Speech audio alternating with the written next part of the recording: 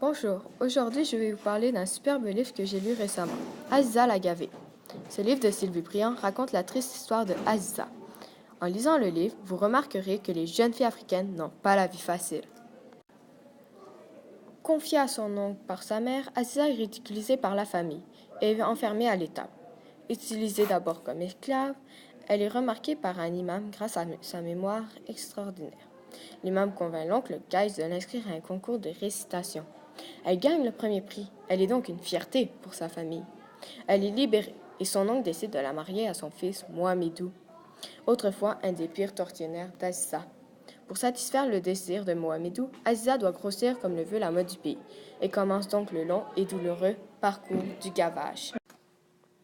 Aziza était une esclave à la bergerie. Elle rencontra une autre esclave appelée Myriam, alias la Bambara. À la bergerie, elle trie les brebis. Elle adopte même un agneau qui s'appellera Choukran. Il y a aussi un inconnu qui chaque soir leur donne du thé. Le hijab est un voile porté par certaines femmes musulmanes qu'elles disposent sur leur tête en laissant le visage apparent. Les femmes de la famille d'Aziza en portent tout un. La djellaba est une robe portée par les hommes du Maghreb. Elle est ornée de passementeries et elle est munie d'un capuchon. L'oncle Kaïs en porte un.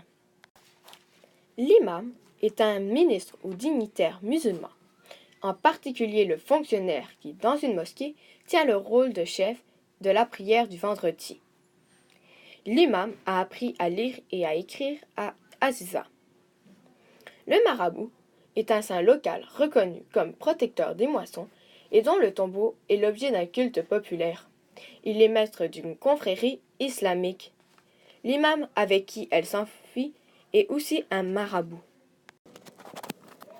Les Némadis sont un peuple qui sont chasseurs-cueilleurs du désert mauritanien. Ils ne vivent que de la chasse. Leur origine reste mystérieuse.